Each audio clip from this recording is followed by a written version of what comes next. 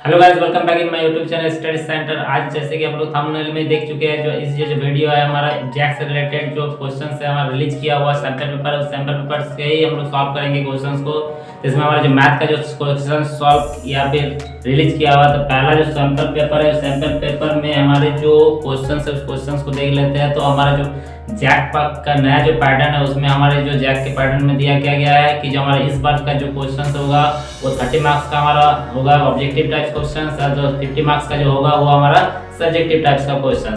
तो इस subjective types के क्वेश्चन को हम लोग पहले एक एक करके सॉल्व कर लेते हैं। तो पहला जो 31 से सब्जेक्टिव क्वेश्चन हमारा स्टार्ट हो रहा है, तो 31 से लेकर 38 तक हमारा ये जो क्वेश्चन है ये 2 मार्क्स का है। प्रत्येक जो क्वेश्चन है ईच क्वेश्चन और 2 मार्क्स। तो इसमें हमारे जो 8 क्वेश्चंस है, 8 क्वेश्चंस में किन्हीं 6 क्वेश्चंस को ही सॉल्व करना है।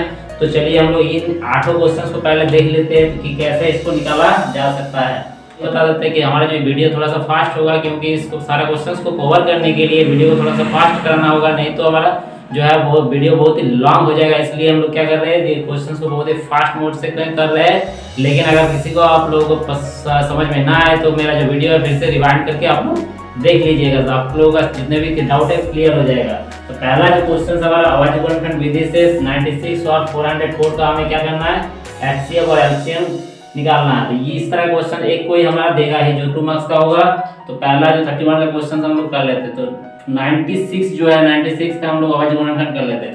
अवधि गुणनखंड निकालने का जो तरीका है वो क्या है, हम लोग इस विधि से हम लोग उसका अवधि गुणनखंड कर लेंगे। पहले 2 से डिवाइड करेंगे, कितना होगा 48, फिर 2 से डिवाइड करेंगे 24, फिर 2 से डिवाइड करेंगे 12, फिर 2 से करेंगे 6, फिर 2 से करेंगे 3। इस तरह हमारे पास कितने 2 आ गया, 5 2 आ गए।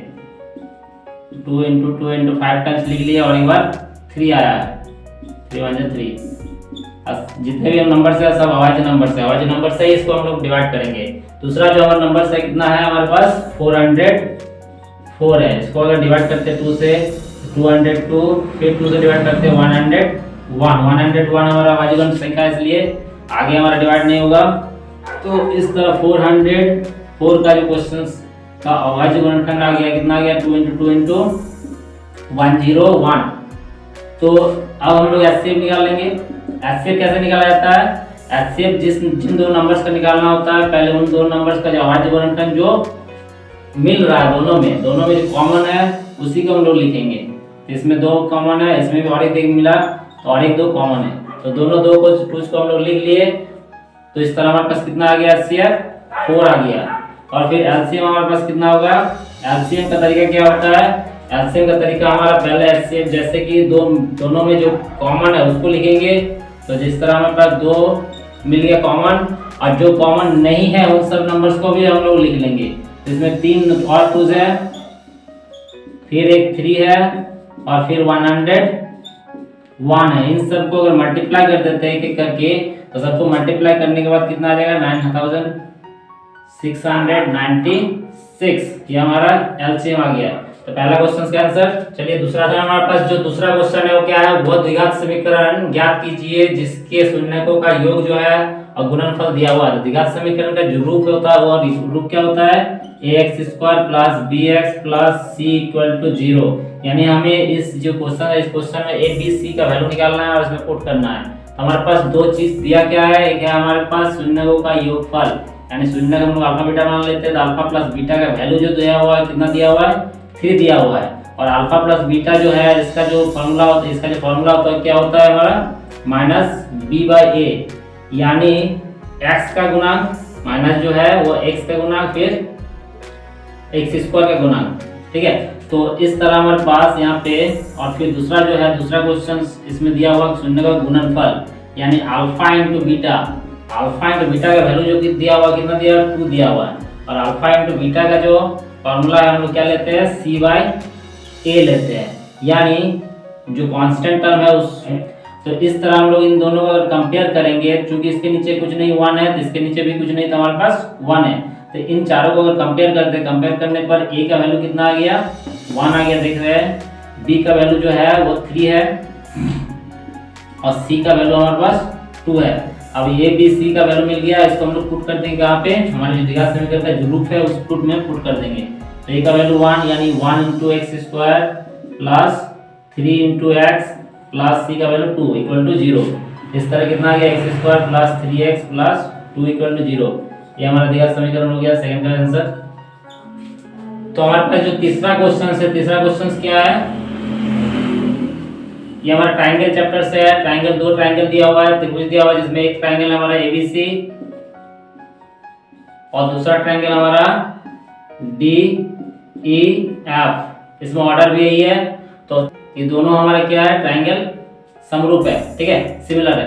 तो इन दोनों ट्रायंगल में हमारा जो पहला ट्रायंगल का एरिया दिया हुआ है, एरिया ऑफ ट्रायंगल एबीसी, तो एबीसी का जो एरिया क्षेत्रफल दिया हुआ कितना दिया हुआ, 64 सेंटीमीटर स्क्वायर।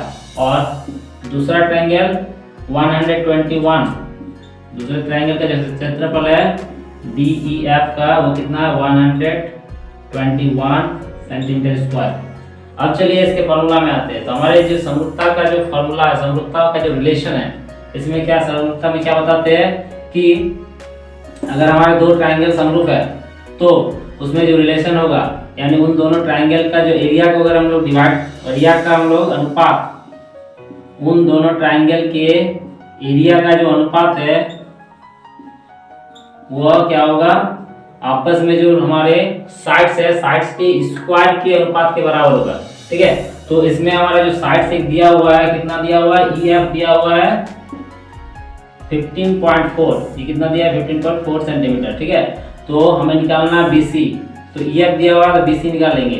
तो क्या बताए कि जो एरिया का जो हमारा रेशियो है यानी अनुपात है वो किसके बराबर होता है, हमारे साइड्स के स्क्वायर के अनुपात के बराबर, यानी BC square by EF square.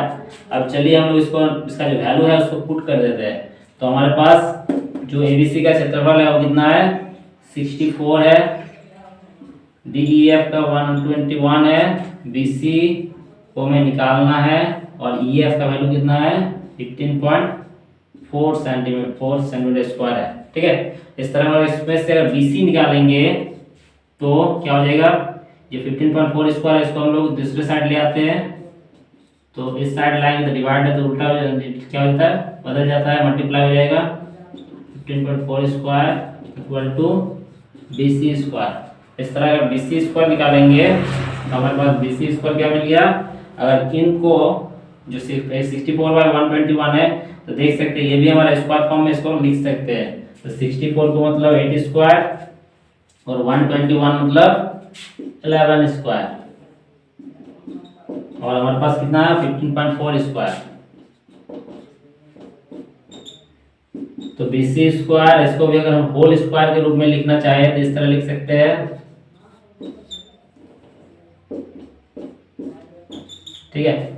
तो चूंकि हमारा पावर सेम है, BC स्क्वायर और इसका होल स्क्वायर है, तो पावर पावर कैंसिल हो जाता है। तो BC जो बेस है वो भी हमारा क्या हो जाएगा, सेम हो जाएगा।